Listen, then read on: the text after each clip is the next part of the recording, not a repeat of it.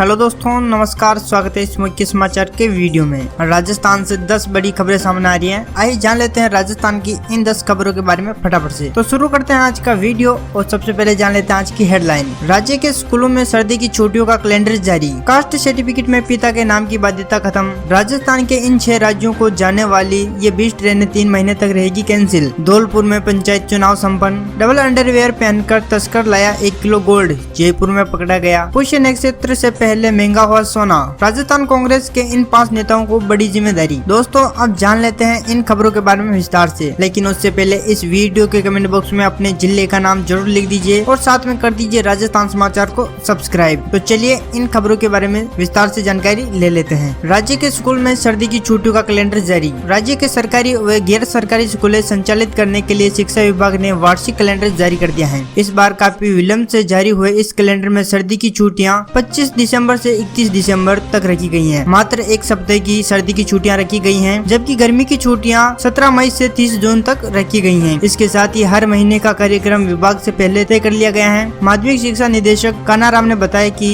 इस क्षेत्र की स्कूल या बोर्ड की अंतिम परीक्षा के बाद स्कूल फिर से शुरू हो जाएंगी। तब बच्चों को अस्थायी रूप से अगली कक्षा में प्रवेश दिया जाएगा। बाद में रिजल्ट के आधार पर नई कक्षा में बिठा दिया जाएगा। चलिए अगली खबर के बारे में जानकारी ले लेते हैं। कास्ट सर्टिफिकेट में पिता के नाम की बाध्यता खत्म। राजस्थान में अब SC, ST, OBC और EWS के कास्ट सर्टिफिकेट जारी करने में पिता के नाम की बाध्यता हटा दी गई है। सिंगल मदर के बच्चों को अब पिता की जगह मां के नाम के भी कास्ट सर्टिफिकेट जारी कर दिए जा सकेंगे। कैबिनेट की मंजूरी के बाद सामाजिक न्याय और अधिकारिता विभाग ने मां के नाम से कास्ट सर्टिफिकेट जारी करने को लेकर सर्कुलर जारी कर दिया है। नए प्रावधानों के मुताबिक परिवार के झगड़ों, मनमुटाव और घरेलू हिंसा की वजह से पति से अलग रही महिला जिनका तलाक नहीं हुआ है, महिला और उसके पति की जाति समान है, साथ ही कानूनी रूप से तलाकशुदा महिला जिनके पति और महिला की जाति एक है, ऐसी महिलाओं के बच्चों को उनकी मां के नाम से कास्ट सर्टिफिकेट जारी हो सकेंगे। मां की जाति के आधार पर बच्चों के कास्ट सर्टिफिकेट मिलेंगे। कास्ट सर्टिफिकेट अब पिता की जाति के आधार पर ही बनते आए हैं, लेकिन तलाकशुदा, विधवा और परित्यक्ता के मामले में छूट दी जाएगी। सर्कुलर के मुताबिक अब विधवा, परित्यक्ता महिलाओं के बच्चों के मामले में मां की जाति के आधार पर भी कास्ट सर्टिफिकेट बनाने का प्रावधान दिया गया है। ऐसी सिंगल मदर जिनके बच्चों के पिता की कोई जानकारी नहीं है, न पिता की जाति के बारे में कुछ पता है, ऐसे मामले में मां की जाति के आधार पर बच्चों के कास्ट सर्टिफिकेट बन सकेंगे। चलिए अगली खबर के बारे में जानकारी ले लेते हैं। राजस्थान के इन 6 राज्यों में जाने वाली 20 ट्रेनों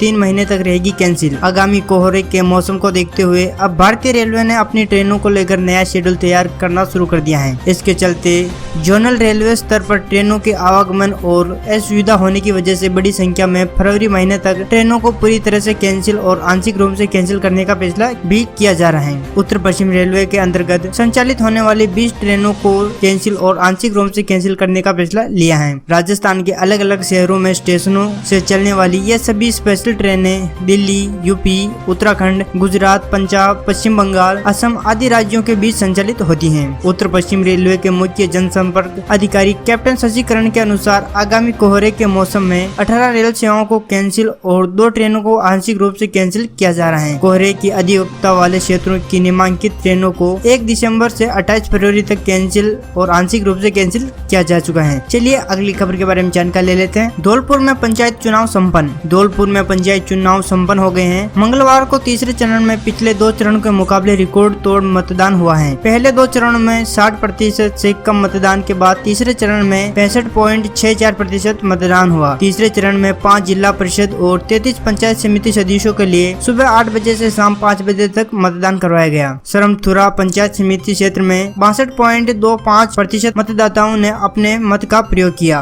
बसेड़ी पंचायत समिति क्षेत्र में 68.22% मतदान हुआ। शाम 5 बजे संपन्न हुए मतदान के बाद सभी मतदान केंद्रों में EVM मशीनों के सील कर कड़े सुरक्षा बंदोबस्त के बीच पॉलिटेक्निक कॉलेज में भेजा गया। जिला निर्वाचन अधिकारी राकेश जायसवाल ने बताया कि तीनों चरणों के मतदान शांतिपूर्वक होने के बाद 29 अक्टूबर को मतगणना कर दी जाएगी, जिसके लिए सुबह 7:30 बजे से पॉलिटेक्निक कॉलेज में मतगणना स्थल पर पोलिंग एजेंट को प्रवेश देना शुरू कर दिया जाएगा। धौलपुर जिले में 3 चरणों में कराए गए मतदान के बाद 1 जिला प्रमुख और 6 पंचायत समितियों के लिए प्रधान का चुनाव होना है। चलिए अगली खबर के बारे में जानकारी ले लेते हैं। डबल अंडरवियर पहनकर तस्कर लाया 1 किलो गोल्ड, जयपुर में पकड़ा गया। कस्टम विभाग ने एक बार फिर जयपुर अंतर्राष्ट्रीय एयरपोर्ट पर तस्करी का 1 किलो सोना पकड़ा है। तस्करी का यह सोना तस्कर अंडरगारमेंट और जींस के अंदर छिपाकर लाया था। आरोपी यात्री डबल अंडरवियर पहनकर तस्करी कर रहा था। इस सोने का लिक्विड फॉर्मेट में लाया गया था। सोना शारजा से लाया गया है। तस्कर एयर अरेबिया की फ्लाइट से जयपुर आया था। तस्कर को जब्त किए गए सोना का मूल्य 60 लाख रुपए बताया जा रहा है। कस्टम अधिकारी यात्री के अंडरगारमेंट और अन्य सामान की जाँच कर रहे हैं। जाँच में तस्करी के सोने की मात्रा और बढ़ने की संभावना जताई जा रही है। जानकारी के अनुसार कस्टम विभाग ने यह कार्रवाई जयपुर एयरपोर्ट पर मंगलवार को सुबह की गई है। कस्टम विभाग ने शक के आधार पर एक यात्री की तलाश ली।